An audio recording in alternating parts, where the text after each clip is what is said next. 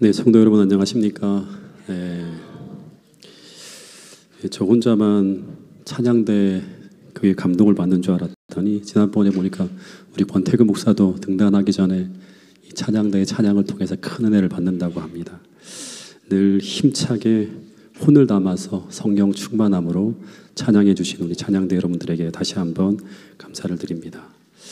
우리 장점내 어머니 침례를 받으시는데 하여튼 2024년 첫 1호 침례자입니다. 우리 성도님들 다 함께 기도해 주시고 이 침례식을 통해 우리 어머님이 거듭나서 우리 생명의 주인 되신 주님을 모시고 평생 생애하실 수 있도록 기도해 주시면 감사하겠습니다. 제가 목회자 협의회를 지난주 3일 동안 갔다 왔는데 최대 이슈가 뭐냐 그러면 이 한국연합회 조직 개편이에요. 그래서 연합회를 3개로 나누고 서중연합회도 2개 내지 3개를 나누는 분리하는 이런 엄청난 이슈가 지금 이 목회자와 한국연합회 전체의 어떤 이슈인데 이게 쉬운 일은 아니거든요. 그래서 우리 모든 것이 하나님 뜻대로 이루어질 수 있도록 태능교회 성도님들도 꼭 기도해 주시기를 부탁드리겠습니다. 그리고 오늘 선교부 발표를 했는데 안교 시간 여러분 하나는 꼭 기억했으면 좋겠습니다. 선교 많이 또 운동.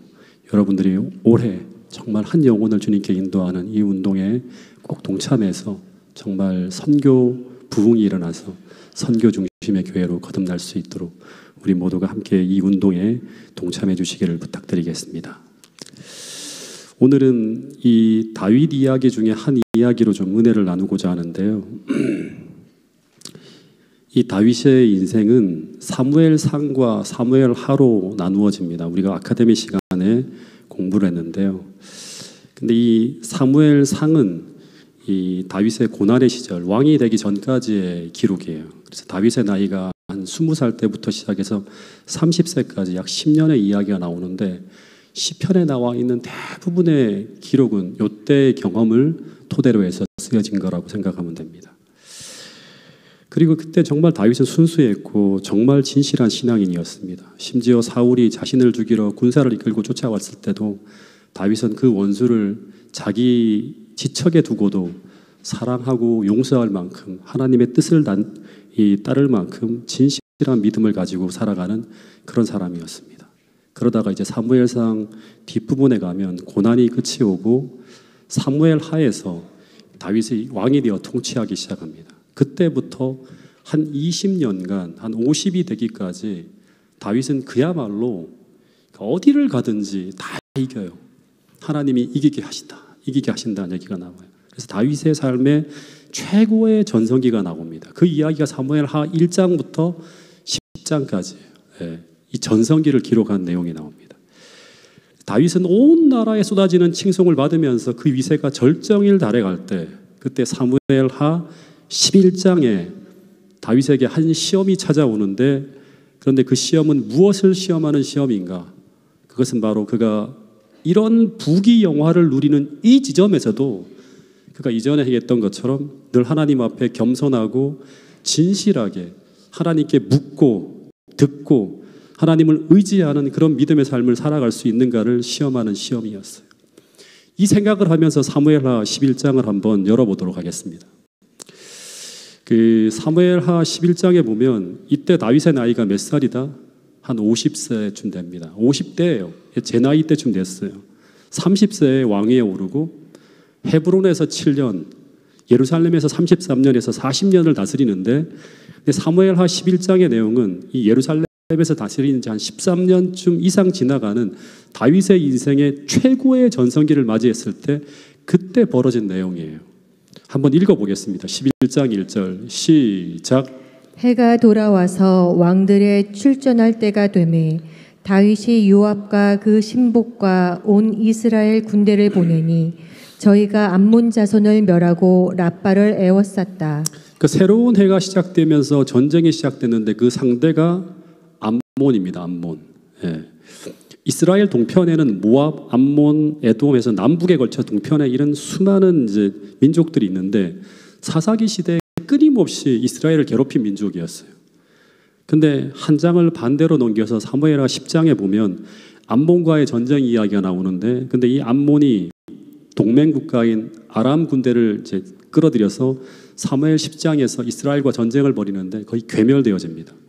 그리고 겨울이 닥쳐와서 전쟁이 잠시 멈추었는데 다시 해가 바뀌자 사무엘하 11장에서 다시 전쟁이 시작되는데, 이제 전쟁의 주체였던 이 암몬도 이스라엘 군대에게 패하면서 수도가 랍바거든요. 이 랍바만 남겨놓은 상태로 거의 괴멸되다시피 하는 그런 상황이 됩니다. 그러면서 다윗은 이제 요단 동편 지역을 완전히 다 평정하게 되고 팔레스타인 일대 절대 강자로 이제 다윗이 나타나고 있었습니다. 전리품이 막 넘쳐나고 주변 나라들이 조공을 바치면서 막 이렇게 막 엄청난 어떤 그런 역사가 펼쳐져 가는 그때 다윗의 모습에 이런 모습이 나타났다고 하는 것입니다. 11장 1절에 보면 이 전쟁이 벌어지고 있는 그 시간 다윗은 어디 있는가? 전장이 아닌 예루살렘에 머물고 있었다고 합니다. 그뿐 아니라 2절에 보면 더 특이한 장면이 나옵니다. 여기 보면 저녁 때 다윗이 어디서 일어났다? 침상에서 일어났다고 합니다. 여러분, 저녁 때 침상에 일어났다고 하는 것은 무슨 뜻일까요? 보통 사람들은 언제 침상에서 일어납니까? 아침이나 새벽에 일어나죠. 근데 저녁에 침상에서 일어났다고 하는 건 지금 다윗이 뭘 했다? 낮잠을 잤다고 하는 거예요. 그러니까 지금 하나님의 임재를 상징하는 법궤는 랍바에 있고, 그리고 랍바를 공격하기 위해서 하나님의 군대가 치열하게 싸움을 벌이고 있는 그때 다윗이 하나님의 보좌가 있는 그 전쟁터가 아닌 궁궐에 머물고 있었고, 궁궐에서 뭐 하고 있었다? 낮잠을 자고 있었다고 하는 거예요. 근데 이것은 무엇을 말하고 있는가? 지금 다윗이 영적으로 나태해지고 있다고 하는 것을 보여주는 장면입니다. 그런데 다윗의 범죄의 시작은 여기서 시작되었다고 성경은 보여주고 있습니다. 근데 여러분, 왜 이 다윗이 영적으로 나태해졌을까? 한번 좀 생각해 봐야 되는데, 사무엘하 1장부터 11장까지 보면 다윗을 위협하는 적들이 눈앞에서 다 하나 둘 다 사라지고 있었어요. 그의 인생의 최대 고난이었고 그 인생의 최대의 적이었던 사울이 사라졌고요. 그리고 그 골치 아픈 그 블레셋과 암몬과 아람도 다 정복되어지고 있어요. 그러면서 다윗이 하나 큰 착각을 하게 되는 것이 있는데, 그것이 무엇인가 하면 그것은 바로 눈에 보이는 적이 사라질 때 눈에 보이지 않는 적도 다 사라졌을 것이라고 하는 착각을 하게 되는 것입니다. 여러분, 그런데 우리도 이런 착각을 할 수 있겠죠. 평화로운 시간이 찾아올 때 그런 착각을 하게 될 수 있습니다. 그러면서 어떤 일이 벌어지는가 하면 자연스럽게 영적인 무장을 게을리할 뿐 아니라 점점 영적 무장을 내려놓게 됩니다. 여러분, 그래서 바울은 오늘 우리에게 그런 착각을 하지 않도록 이런 말씀을 하고 있습니다. 우리 에베소 6장 12절 말씀을 한번 읽어보겠습니다. 시작. 우리의 씨름은 혈과 육에 대한 것이 아니요 정사와 권세와 이 어두움의 세상 주관자들과 하늘에 있는 악의 영들에게 대함이라. 우리가 싸우는 씨름은요, 눈에 보이는 혈과 육이 아니라고 하는 거예요. 정사와 권세와 이 어둠의 세상 주관자들과 하늘에 있는 악의 영들을 대해 싸우는 싸움을 우리가 싸우고 있다고 하는 사실을 잊지 말아야 된다고 하는 것입니다. 부조와 선지자에 보면 이런 말씀이 있어요. 이 챕터에 대한 부분을 이제 주석해 놓은 그런 내용인데, 넘겨주세요. 왜 안 넘어가죠? 인류는 자기보다 강한 원수와 싸우고 있다. 그러니까 눈에 보이는 혈과 육이 아니라고 하는 거예요. 그래서 우리는 자신의 힘으로는 싸움을 계속하기가 불가능하다고 하는 거예요. 예. 그래서 우리는 어떻게 해야 되는가? 그 밑부분에 보면 우리는 인간의 능력이 아닌 하나님의 능력을 의지해 싸워야 하는 것이라고 부조와 선지자 707페이지에 나와 있습니다. 더하여 또 이런 말씀이 있어요. 원수는 이 일을 돌발적으로 하지 아니한다. 원수는 처음부터 몹시 놀랄 만한 일들을 하는 것이 아니라 비밀리에 원칙의 요새를 침식하는 것이다. 이 일은 겉보기에는 매우 적은 일처럼 보이는 것들, 즉 하나님께 충실하고 당신을 전적으로 의지하기를 게을리하는 일이나 세상의 풍속과 행습을 따르는 경향에서부터 문제가 시작되어진다고 하는 것입니다. 여러분, 그래서 우리가 어떤 범죄로 넘어지게 될 때 그때 그 지점에서 과거를 돌아보면 우리 삶은 분명히 그 죄를 지을 수밖에 없는 어떤 필연적 문제들이 과거에 계속 반복되어서 벌어지고 있었음을 우리는 분명히 확인할 수 있다고 하는 것입니다. 예를 들면 성경에서 명백히 가르쳐주고 있는 어떤 원칙이 서서히 무너지고 있다거나 혹은 하나님께서 그리스도인으로서 성실하게 지켜야 될 어떤 죄의 방벽들을 하나둘 내려놓게 될 때 그때 사단은 저항할 수 없는 유혹을 가지고 우리를 찾아오게 된다고 하는 것입니다. 여러분, 그래서 성경에서 말하는 큰 범죄, 결정적인 범죄는 우연히 갑자기 재수가 없어서 범죄하는 경우는 없다고 하는 거예요. 내가 실수로 그렇게 했다고 하는 게 없다고 하는 거예요. 즉 우리가 평소에 어떻게 살아가고 있는가가 나의 현재와 미래의 영적 상태를 결정짓고 있다고 하는 것을 우리 모두가 기억하고 돌아갈 수 있게 되기를 간절히 바라겠습니다. 대쟁투 600페이지에 학원 600페이지에 보면 이런 말씀이 있습니다. 이 말씀을 같이 한번 읽어보겠습니다. 시작. 이따금씩 유혹을 저항할 수 없는 것처럼 보이는 이유는 기도와 성경 연구를 게을리함으로 하나님의 허락을 쉽게 허락할 수 없고 성경을 무기로 삼아 사단을 대항할 수 없기 때문이다. 예, 이따금씩 유혹을 저항할 수 없는 것처럼 보이는 내가 너무너무 허약한 것 같아. 왜 이렇게 쉽게 넘어지지? 할 때 우리는 뭘 살펴야 되는가 하면 그동안 기도와 성경 연구를 게을리함으로 하나님의 허락을 쉽게 기억할 수 없고 성경을 무기로 삼아 사단을 대항해야 되는데 이걸 다 내려놓았기 때문에 그걸 쓸 수가 없는 거예요. 마찬가지로 다윗은 그리스도인 왕으로서 성실하게 지켜야 될 원칙들이 서서히 무너지기 시작하면서 문제가 생겨납니다. 그 하나가 바로 무엇인가 하면 전쟁이 끝나기도 전에 군대의 지휘권을 요압에게 넘기고 예루살렘으로 돌아온 것입니다. 실제 세속 왕들은 전장의 상황이 완전히 승기를 잡았을 때는 나머지는 부하들에게 처리하라고 맡기고 왕궁으로 돌아온다고 합니다. 다윗이 착각을 한 거예요. 자기가 세속 왕처럼 이 정도 했으면 이제 내가 좀 들어가 쉬어도 되지 않을까 하면서 돌아온 거예요. 그런데 이스라엘의 기름 부음을 받은 왕은 그렇게 해서는 안 되는 것입니다. 왜냐하면 이스라엘의 왕은 다윗이 아니라 누구다? 하나님이에요. 근데 하나님의 임재의 상징인 여호와의 법궤가 지금 전쟁터에 있는데 실제 그래서 이스라엘 통치자는 전장에 머물고 있는 것입니다. 그러면 지금 다윗이 있어야 될 곳은 어디인가 하면 왕이신 하나님이 계신 전쟁터예요. 왜냐하면 이스라엘 왕은 하나님의 보좌인 법궤를 지켜야 될 의무가 있기 때문이라고 하는 것입니다. 그래서 하나 생각하게 되는 것은 무엇인가 하면 만약 이때 이 다윗이 예루살렘이 아니라 라빠에서 이 전쟁이 끝나기까지 성실하게 머물고 있었다면 그는 아마 평생을 후회하게 될 이 큰 죄를 짓지 않았을 수도 있다고 하는 것입니다. 여러분, 그래서 우리는 매 순간 물어봐야 돼요. 내가 서 있는 이 위치가, 이 자리가, 이 장소가 하나님께서 함께 하시고 더하여 하나님께서 나로 있기를 원하는 장소인지 늘 기도하며 물어봐야 한다고 하는 사실입니다. 실제 다윗은 철저하게 그렇게 물어보며 살았어요. 사무엘하 도처에 보면 등장하는 것이 무엇인가 하면 다윗이 여호와께 물어 가로되 하나님, 내가 여기 머물러도 됩니까?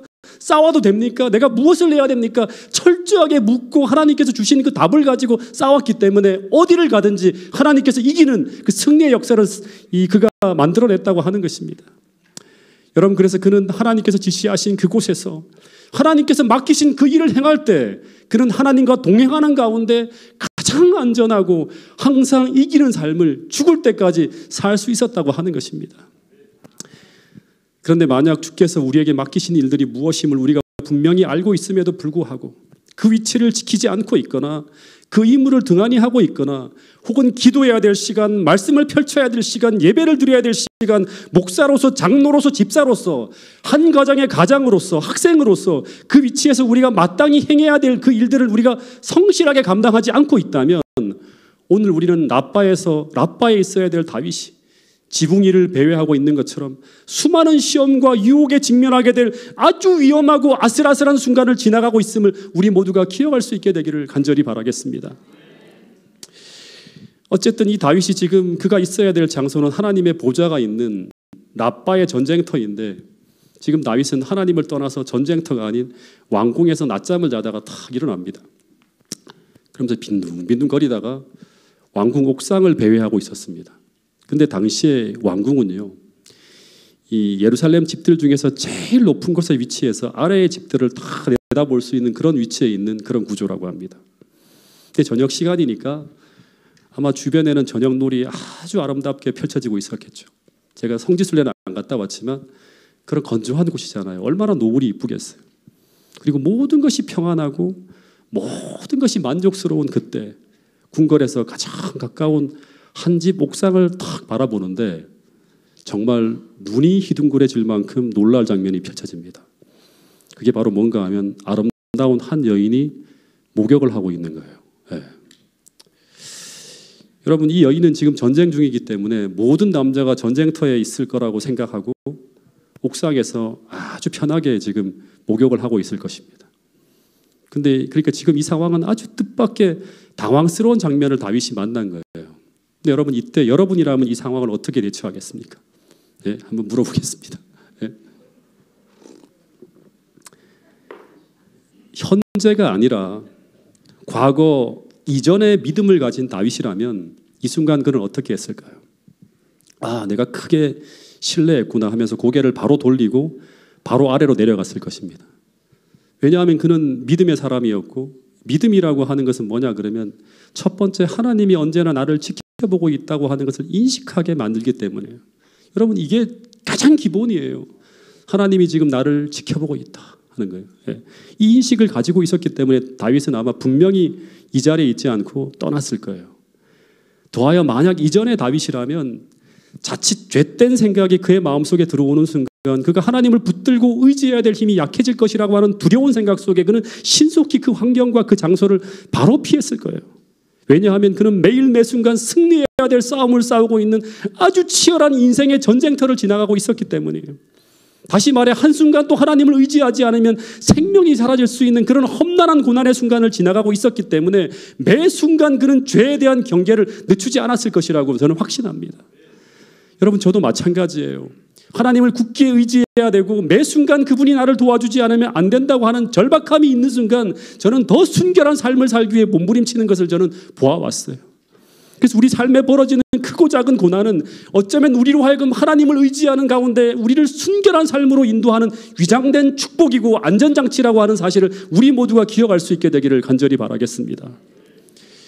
그런데 지금 다윗은 모든 전쟁에서 다 승리하면서 하나님을 의지할 필요가 별로 느끼지 않을 만큼 평안한 시간을 지나가고 있었다고 하는 거예요. 그러다가 이런 유혹의 장면을 딱 마주치는 순간 이것이 죄라고 하는 것을 알고 있으면서도 그 죄를 두려워하지 않고 이게 얼마나 나를 하나님으로부터 분리시킨다고 하는 이 두려운 죄라고 하는 걸 인식하지 않고 그 장면을 계속 지켜보면서 오히려 그것을 즐기기 시작했다고 하는 것입니다.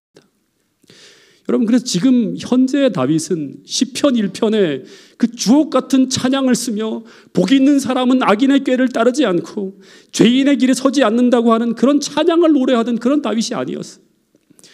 여러분, 그래서 우리가 왜 날마다 영적으로 무장해야 되는지, 왜 우리가 날마다 회개하며 살아가야 되는지 그 중요한 이유가 바로 이것이라고 하는 것입니다. 여러분, 우리가 날마다 회개하며 우리의 마음과 생각을 말씀과 기도로 정돈하며 살지 않으면 우리는 다윗처럼 이런 추악하고 더러운 생각으로 덮여가는 그런 타락을 막을 수 없다고 하는 사실입니다. 아무리 그 사람이 과거 거룩한 삶을 살았던 사람이라 하더라도, 아무리 수많은 시편을 성령 충만함으로 적고 그것을 노래하는 사람이라도 소용이 없다고 하는 것입니다.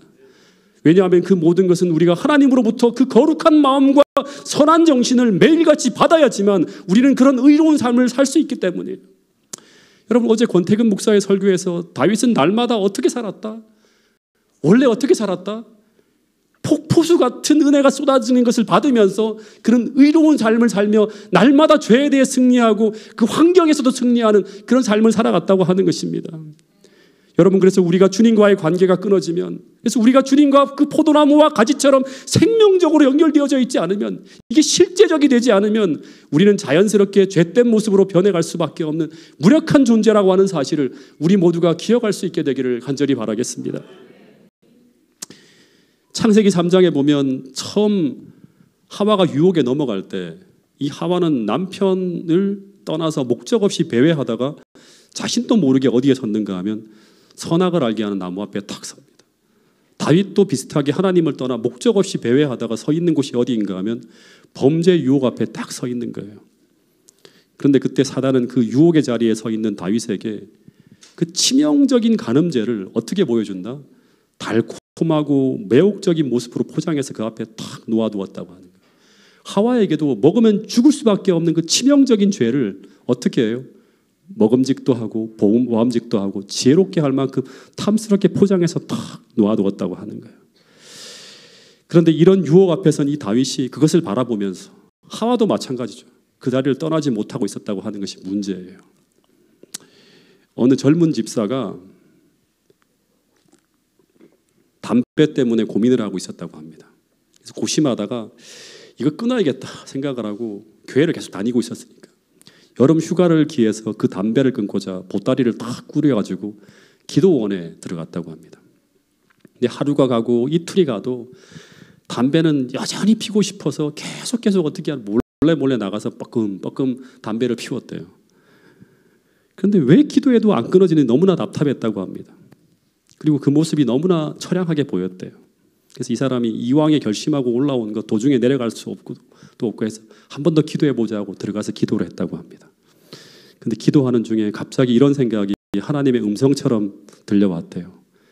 그것을 들고 오면 어떻게 그것을 끊을 수가 있냐고. 그것을 계속 바라보고 있으면 어떻게 그 유혹에 자유로워질 수가 있겠냐고. 그 유혹을 어떻게 해라? 내 손에서 분리시켜라고 하는 거예요. 이런 음성을 들었대요. 그러면서 그는 이런 생각을 했다고 합니다. 나는 변화를 원했지만 그러나 그것을 계속 내 손에 놓지 못하고 계속 붙들고 있었다는 것. 이것이 오랜 기간 실패의 원인이었음을 알게 되었다고 합니다. 그래서 주머니에 있는 그 담배하고 라이터를 다 꺼내서 강물에 던졌다고 하는 그런 이야기를 제가 들은 적이 있습니다. 여러분, 만약 우리가 이 유혹의 선악과를 늘 눈앞에 두고 그것을 바라보고 살고 있다면 언젠가는 어떻게 한다? 그 선악과를 따게 돼요. 그 다음에는 손에 올려놓게 되고 그 후에는 어떻게 한다? 선악과를 먹는 죄를 저지르게 된다고 하는 게 순서예요. 그래서 명백히 분리되어져야 될 어떤 죄를 버리지 못하고 그것을 우리의 지근거리에 두고 계속 그것을 바라보며 변화를 위해 기도하고 있다면 우리는 그 죄와 분리되어지는 변화를 기대하기 어렵다고 하는 것을 기억할 수 있게 되기를 바라겠습니다. 여러분, 하나님의 은혜는 우리로 하여금 그 선악과를 바라보는 데서 우리를 돌이키게 할 것입니다. 다시 말해서 내가 바라보는 그 시야에서 그 유혹의 선악과를 치우고 버리게 결단하게 만드는 것이 바로 하나님의 은혜의 역사라고 하는 사실을 기억할 수 있게 되기를 간절히 바라겠습니다. 실제 하나님의 은혜가 부어지고 있을 때 이스라엘의 역사를 보면 그 나라 안에서 어떤 일이 벌어지게 되는가 하면 백성들을 유혹하는 모든 우상과 신상을 청소하는 개혁이 일어나게 됩니다. 여러분, 하나님의 은혜는 계속 우리로 하여금 거룩한 것에 몰입할 수 있는 환경의 변화를 만든다고 하는 것, 이것이 바로 삶의 개혁이라고 하는 사실을 우리 모두가 꼭 기억할 수 있게 되기를 간절히 바라겠습니다.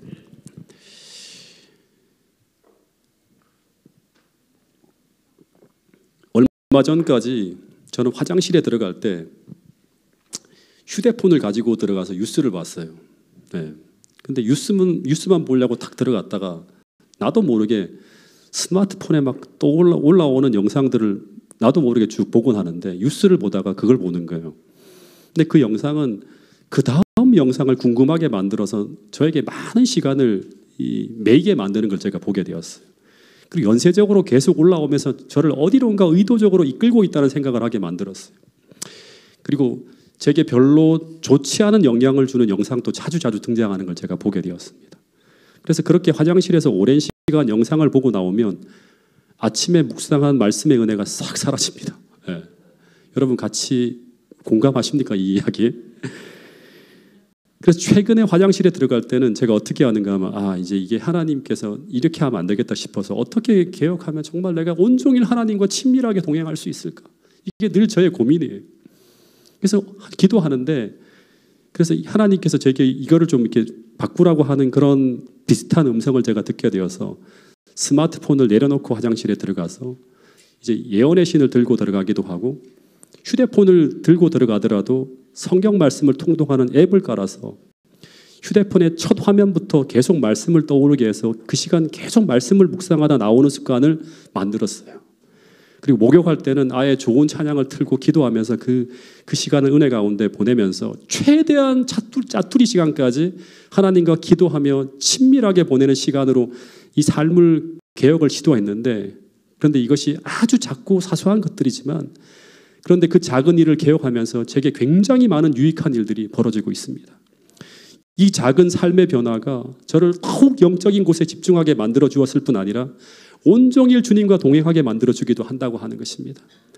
여러분, 그래서 어쩌면 작은 것이지만 그 작고 사소한 것들이 바로 내가 온종일 하나님과 동행하는 것을 막고 있는 키들일 수 있다고 하는 것입니다.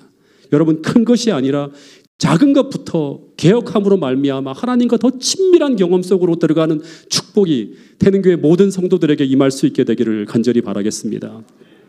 여러분, 이런 말씀이 있습니다. 시편 119편 37절 말씀입니다. 같이 한번 읽어보겠습니다. 시작. 내 눈을 돌이켜 허탄한 것을 보지 말게 하시고 주의 길에서 나를 살아나게 하소서. 여러분, 지금 이 악하고 음란하고 죄악으로 가득한 시대, 우리는 우리의 생각을 영적인 곳에서 돌이키게 하는 수많은 헛된 것이 즐비한 세상 가운데 우리가 노출되어 살고 있음을 먼저 기억하시고요.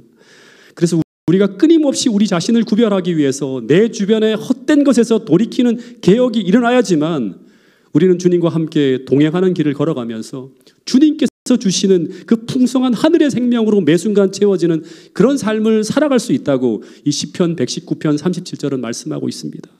이 축복이 태능교회 모든 성도들에게 임할 수 있기를 간절히 바라겠습니다. 어쨌든 이 다윗이 이 목욕하는 여인 앞에서 눈을 돌이키지 못하다가 그 다음 단계에 어떤 생각을 하게 되는가 하면 사단이 넣어준 생각이죠. 보통 이방 나라의 왕들은 자기가 원하는 여자는 얼마든지 취하여 잠자리를 같이 할 수 있지 않은가. 다시 말해서 내가 왕이라면 저 여인을 취하는 것이 다른 이방 나라 왕들과들이 다 행하는 보편적인 일이 아닌가 하는 그런 생각을 하기 시작합니다. 여러분, 우리도 이런 생각을 할 때가 있지 않습니까? 우리가 구별된 성도라고 하는 생각을 망각하면서 세상 사람들이 다 하는 것, 나라고 못할 것이 뭐 있나, 이런 생각을 가지고 살아가는 분들이 혹 여기에 있을지 모르겠습니다. 즉, 세상 사람들은 아무런 죄책감 없이 다 하는 저런 것들을 내가 자주 하는 것도 아닌데 한 번쯤 한다고 뭐 크게 문제될 것이 있겠나, 이런 생각을 가지고 살아가는 분들이 혹 여기에 계실지 모르겠습니다.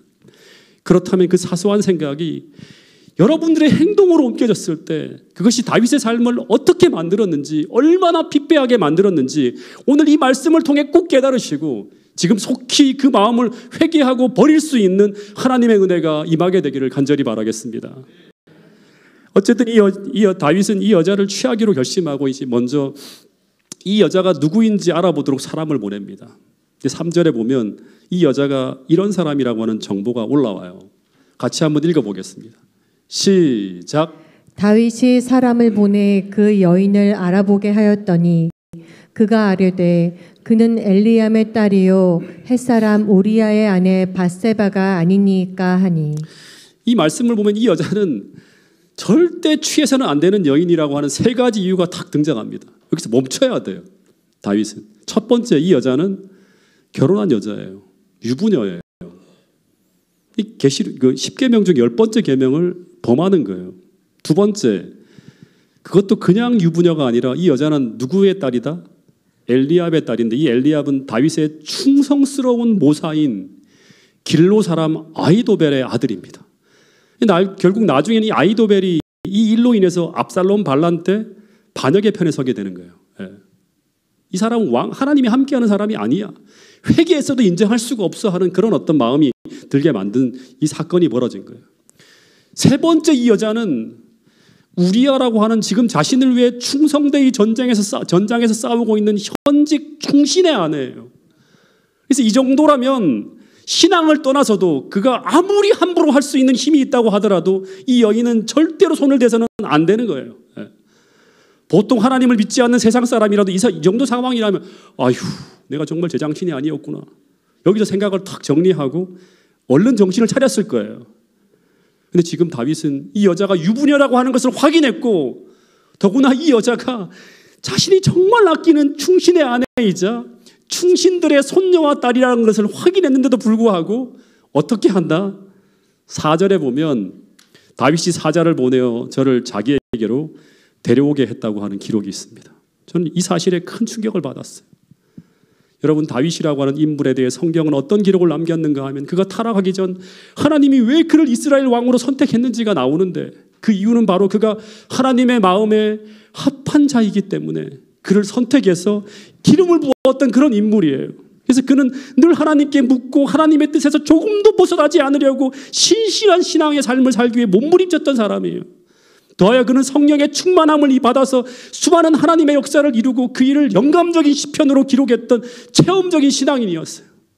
그런데 그토록 신실한 신앙인이었던 다윗이 하나님을 붙잡는 손을 잠시 놓았을 때, 그가 죄에 점령되어서 거룩하지 못한 힘에 의해 끌려갈 때 정말 보통 사람들의 양심조차도 발휘하지 못할 정도로 악한 행동을 하고 있는 모습을 우리는 보고 있는 거예요. 여러분, 죄는 우리를 그렇게 만들 수 있는 힘과 권능이 있다고 하는 사실을 기억하시고 죄를 사사롭게 보지 않게 되기를 간절히 바라겠습니다. 여러분, 로마서에서 죄를 뭐라고 하는가 하면 힘, 권능이라고 합니다. 그래서 우리가 거듭나지 않으면 성령 안에서 자유를 잃고 죄 아래서, 죄 권능 아래서 비참하게 끌려가는 삶을 살게 된다고 하는 게, 그걸 보여준 사례가 바로 다윗의 삶이라고 하는 것입니다. 여러분, 그래서 유혹의 첫 단계에서부터 우리는 하나님의 방패로 그 공격을 막지 못하면 이 죄의 힘은 나의 죄된 욕망과 연합해서 우리를 파멸의 길로 끌고 갈 수 있다고 하는 사실을 기억할 수 있게 되기를 간절히 바라겠습니다.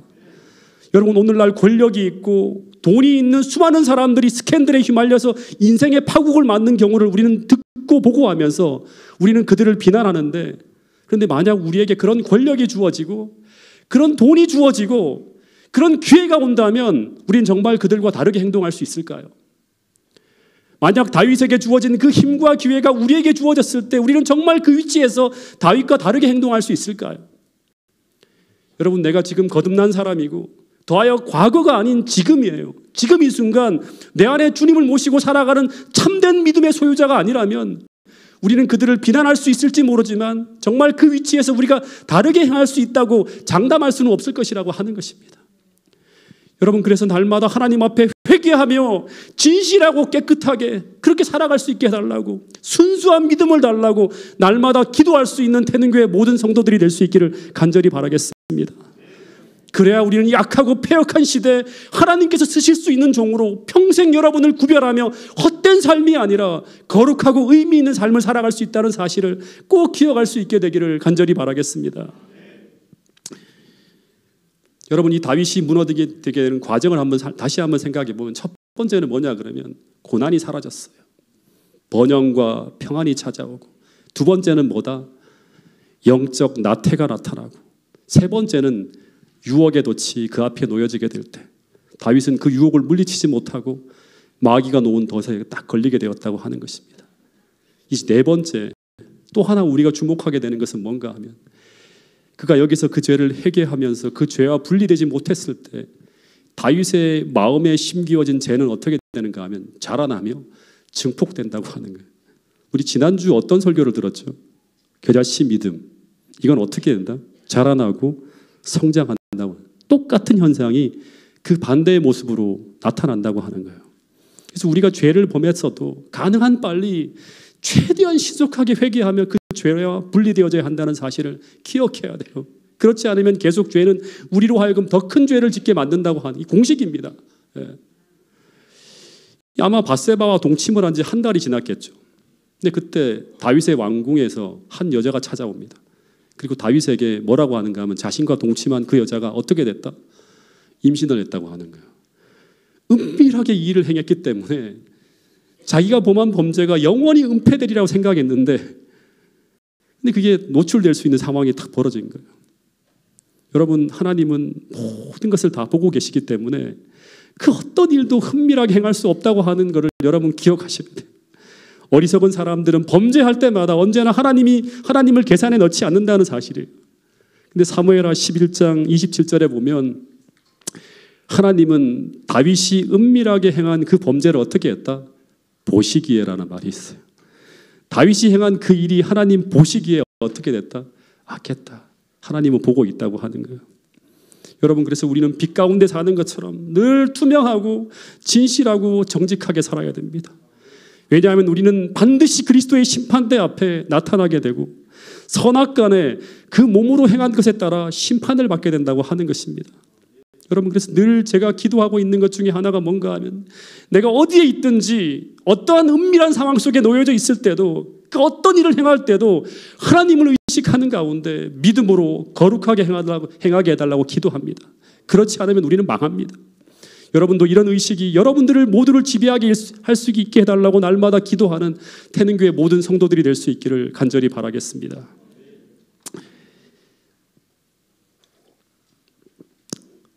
다윗이 이 밧세바가 임신을 했다는 이야기를 듣자마자 깊은 고민에 빠집니다. 왜냐하면 만약 저 밧세바의 아이가 다윗의 아이라고 하는 것이 밝혀지면 어떤 일이 벌어질까요? 예. 만약 다윗의 부하들이 이 사실을 알게 된다면 어떤 일이 벌어질까요? 지금 자신들은 전쟁터에 나가서 하나님을 위해 열심히 싸우고 있는데 다윗이 왕궁에서 어떤 짓을 했다? 전장에서 목숨을 걸고 싸우고 있는 그 충성스러운 장수의 아내를 어떻게 했다? 범했다고 하는 거예요. 만약 이것을 부하들이 알게 된다면, 그리고 당사자인 우리아가 알게 된다면 사람들은 더 이상 다윗을 하나님이 함께 하시는 사람이라고 하는 것을 인식하지 않게 됩니다. 그러면 두려운 것은 뭐냐? 그러면 왕권이 흔들리고 반란이 일어날 수 있습니다. 예. 저 인간은 시정잡배보다 못한 인간 아니냐? 뒤집어지는 거예요. 다윗이 생각한 게 무엇인가 하면 이 죄를 끝까지 감추고 숨기려고 합니다. 생각한 방법이 뭔가 하면 전쟁터에 있는 이 밧세바의 남편인 우리아를 불러들입니다. 그리고 어떻게든 우리아로 하여금 밧세바와 잠을 자게 해서 그 여자의 뱃속에 있는 아이가 다윗의 아이가 아닌 우리아의 아이로 만들 계략을 꾸미고 우리아를 계속 집에 보내서 밧세바와 동침을 시키려고 합니다. 음식을 하사하고 계속 그러는 거예요. 근데 문제는 이 우리아가 집으로 돌아가지 않는 것입니다. 근데 그 이유가 너무나 우리를 가슴 아프게 만들어요. 우리아가 어떤 말을 하죠? 예. 우리아가 어떤 말을 하는가 하면 내가 집에 돌아가서 편하게 지낼 수 없는 이유는 지금 하나님의 임재하심의 증거인 언약궤가 어디에 있다? 전쟁터에 있고 동료들이 전쟁을 치르며 들에 고생하고 있는데 내가 어떻게 내 아내와 더불어서 즐거움을 누리며 잘 수 있겠냐고 하면서 나는 다윗 왕의 충신으로서 왕의 혼의 사심을 가리켜 맹세하는데 나는 이 전쟁이 끝나기 전까지 절대 집으로 돌아가지 않겠다고 하는 거예요. 왕궁의 문에서 부하들과 같이 쪽잠을 자는 거예요. 예. 기가 막힐 노릇이죠. 다시 말해서 그는 하나님께서 지금 들에 계신데 그리고 동료들이 법궤와 함께 들에서 여호와의 거룩한 싸움을 싸우고 있는데 어떻게 내가 편하게 놀며 쉴 수 있는가 하는 것입니다. 그런데 이 모습은 원래 다윗의 모습이었죠. 그래서 이 우리아의 고백은 다윗으로 하여금 이 충신을 정말 곁에 두며 평생 아껴야 될 귀한 충신이라는 사실을 깊이 깨닫게 만드는 그런 고백이었어요. 근데 이 죄에 감염된 다윗은 지금 제정신이 아니었어요. 완전히 미쳤습니다. 그래서 이 방법으로는 죄를 감출 수 없게 되자 그러자 어떻게 한다? 우리아를 제거하려고 하는 거예요. 지금 다윗의 양심은 전혀 작동이 안 되고 있고 그토록 명민하던 그 선악을 분별하는 그 분별력은 지금 거의 사라져 버린 것입니다. 여러분, 죄가 그렇게 만든다고 하는 것입니다. 여러분, 우리가 우리 자신을 죄에 넘겨주고 사단에게 팔아버리면 첫 번째 나타나는 게 뭐냐 그러면 분별력을 잃게 되는데, 그런데 그렇게 되면 정말 무서운 것이 무엇인가 하면 우리가 아끼고 지켜야 될 중요한 것들과 버려야 될 쓰레기들을 분간하지 못한다고 하는 것입니다. 여러분, 그래서 돈 때문에, 도박 때문에, 인터넷 게임 때문에, 성적 충동 때문에 나의 모든 소중한 것들을 다 잃어버리고 팔아버리는 이런 다윗과 같은 미친 짓을 하게 된다고 하는 것입니다. 그래서 우리는 죄를 미워하고 끊임없이 회개하고 버려야 된다고 하는 것입니다. 이 다윗이 이제 어떤 결정을 내리는가 하면 요압에게 편지를 쭉 써서 우리아의 손에 딱 들려보내는데, 근데 그 내용이 뭐냐 그러면 우리아를 죽이라고 하는 거예요. 근데 그것도 그냥 죽이게 되면 뭔가 의혹이 남을 수 있으니까 그냥 죽이는 것이 아니라 어떻게 알아? 전쟁터에 선봉에 탁 내세워서 싸움이 막 맹렬해질 때 군사를 탁 뒤로 철수시켜서 우리아가 그냥 그 전쟁터에서 왜 군사가 뒤로 가지 전혀 모르고 앞에 싸우고 있다가 사고처럼 죽게 하라고 하면서 살인을 교사합니다. 여러분, 이 우리아는 어떤 사람인지 아십니까? 이 우리아는 앞에 뭐가 붙죠? 햇사람 우리아라고 합니다. 이 햇사람이라고 하는 건 이방인인데 개종한 사람이에요. 근데 그가 이방인 출신임에도 불구하고 누구 때문에 개종했는가 하면 이 다윗의 삶이 너무나 거룩하고 신실해서 다윗 때문에 개종을 한 거예요. 그래서 평생 다윗을 위해 헌신하며 살아가다가 내가 다윗 왕의 혼을 가리켜 맹세한다고 하잖아요. 그래서 이 나중에 다윗의 군대의 최고 장수 중에 30인 중에 포함되어진 충신 중에 충신이에요. 근데 이런 장수를 욕보이고 그 비열한 죄를 숨기기 위해 그를 살해하는 악마 같은 짓을 지금 누가 하고 있다? 다윗이 하고 있다고 하는 것입니다. 여러분, 다윗이 사람을 죽이는데 누구를 죽이는가? 누구를 죽인다? 의로운 하나님 백성을 죽이는 거예요. 의인을 살해하고 죽이는 거예요. 그가 죄에 팔렸을 때 이런 짓을 하게 된다고 하는 거예요. 분간을 못하는 거예요. 아껴야 될 것과 지켜야 될 것을 구분을 못하는 거예요. 근데 만약 다윗이 끝까지 회개하지 않고 계속 이렇게 살았다면 그의 인생에는 어떤 일이 벌어졌을까? 우리야만이 아니라 그의 죄를 지적하는 선지자 나단도 죽였을 것이고요. 뿐만 아니라 그의 곁에서 그를 신실하게 보좌하는 모든 충신이라는 충신들을 다 죽였을 거예요. 네. 그런데 이렇게 행하던 이 미친 왕들이 누구인가 하면 사울, 아합, 므낫세 같은 왕들이었죠. 그러니까 다윗도 회개하지 않았으면 이 아합이나 므낫세나 사울과 똑같은 길을 걸어갔을 거라고 하는 것입니다. 왜냐하면 또다시 말하지만 죄는 잘라내지 않으면 계속 커지고 증폭되기 때문이라고 하는 것입니다. 여러분, 그래서 죄는 무서운 것입니다.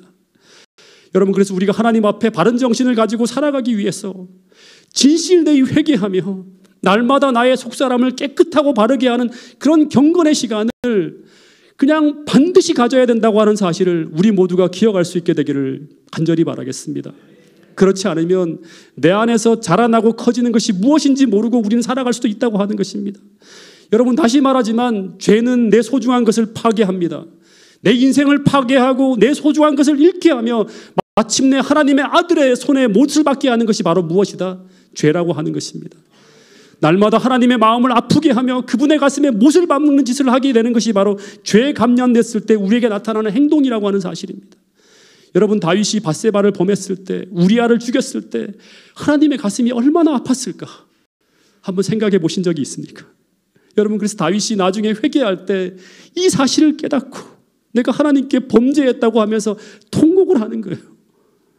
여러분, 그래서 날마다 내 소중한 것들을 아끼고 지키며 살아가기 위해, 내 사랑하는 사람들을 아프지 않게 하기 위해서, 내 이웃에게 축복의 사람이 되게 하기 위해서, 하나님을 가슴 아프지 않게 하기 위해서 날마다 죄와 분리되어지는 진실한 회개를 하는 것이 바로 하나님을 사랑하는 첫 번째 일이라고 하는 사실을 기억할 수 있게 되기를 간절히 바라겠습니다.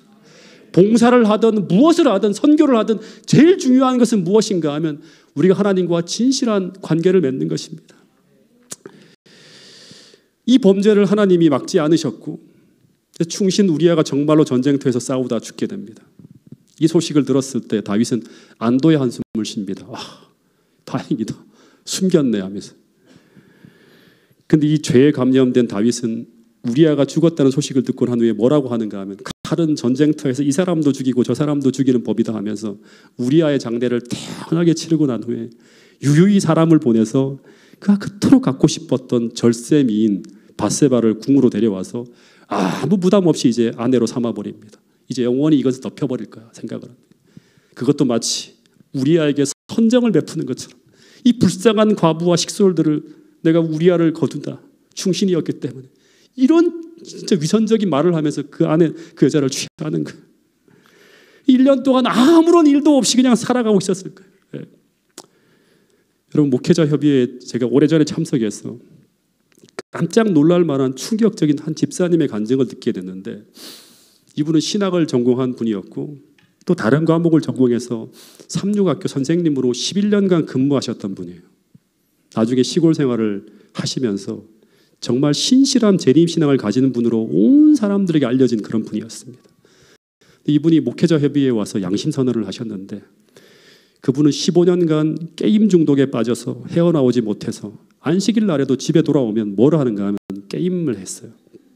심지어 그 중독이 극에 달아갈 때 일주일에 하루만 집에 달아가고 나머지 6일은 밖에서 잠을 잤는데, 근데 그 이유가 뭐냐 그러면 매일 새벽 3시까지 게임을 하며 보내기 위해서 그렇게 하는 거예요. 그리고 아침에 일어나서는 포르노 동영상을 보면서 하루를 시작했다고 합니다. 그리고 아내와 가족들에게는 일 때문에 집에 못 들어오는 것처럼 철저하게 거짓말을 하며 살아왔다고 합니다. 근데 이런 삶을 살아가면서도 이 사람이 교육자이기 때문에 게임 중독의 심각성에 대한 글을 써서 사람들에게 쭉 얘기하면서 게임 중독의 심각성을 경고하는 사람처럼 보이게 하는, 자기가 중독에 빠져 있는데, 그리고 그 아내와 그리고 교회 사람들도 모두 이분이 양심 고백을 하기 전까지는 모두 신실한 재림교인으로 믿고 있었습니다. 근데 이 게임 중독이 심해질 때 이분이 어느 지경까지 갔는가 하면 매일매일 교회는 가고 사람들에게 성경을 가르치고 했지만 이 중독이 너무나 깊어지면서 사이코패스 증세까지 나타나면서 매일 사랑하는 아내와 자식들을 죽이고 싶은 충동을 느꼈다고 합니다. 죄가 이렇게 만드는 거예요. 처음에는 그렇게 하지 않았죠. 다시 말해서 내 사랑하는 가족이 사라졌으면 좋겠다는 생각을 매일매일 하는 거예요. 여러분, 죄가 이렇게 만드는 거예요. 그러면서 이분이 너무나 괴로워서 매번 이 죄에서 빠져나오고 싶었지만 스스로의 힘으로는 이 죄악에서 벗어나올 힘이 없었다고 합니다. 자살을 결심하고 죽으려고 하는 순간 그곳까지 예언의 신의 말씀을 가지고 그에게 찾아오신 예수님을 만나게 되고, 그리고 정말 다윗처럼 처절한 회개를 하면서 극적 반전을 이루어냅니다. 마찬가지로 다윗은 음란한 정욕에 빠져서 간음에 충신까지 죽인 살인을까지 저지른 후에 그 다음 날 예배에 참석해서 성경을 가르치고 하나님을 찬양하는 예배를 드렸을 거예요. 근데 그런 참혹한 일을 행한 후에 그가 그 예배에 참석했을 때 그는 무엇을 느끼게 되었을까요? 그 전까지 느끼던 하나님께 예배할 때마다 느끼오던 그 행복이 더 이상 느껴지지 않았을 거예요. 그가 시편을 쓰면서 하나님과 동행하는 그 길 좌편과 우편과 그 앞에서 하나님의 충만한 기쁨과 영영한 즐거움이 있다고 하는 고백을 했는데 그 고백이 다 과거의 것이 되어버린 거예요. 다시 말해 그는 자신의 삶에 하나님이 계시지 않다는 것을 느끼기 시작했을 거예요. 뿐만 아니라 자신이 너무나 무섭고 잔인하고 음란하게 변해가는 것을 바라보면서 두려웠을 거예요. 근데 그때 그의 마음을 나타내는 시편 기절을 보면 이런 글이 나와요. 내가 토설치 아니할 때 종일 신음함으로 내 뼈가 새했다다. 너무너무 고통스러웠다고 하는 거예요. 그래서 그는 여기서 선택해야 했습니다. 더 교활하고 더 위선적으로 더 악하게 살아가든지 아니면 여기서 정면으로 하나님을 만나고 부딪히면서 회개하든지 선택을 해야 됐어요. 근데 그런 다윗을 하나님은 포기하지 않으시고 이전에 그 다윗을 다시 찾기 위해서 그 양심을 두드리며 계속 그를 찾아갑니다. 다윗아, 다윗아, 너가 왜 거기서 그렇게 살고 있니? 너는 원래 내가 가장 사랑하던 내 마음에 합한 자가 아니었냐고. 다시금 회개하고 돌아오라고.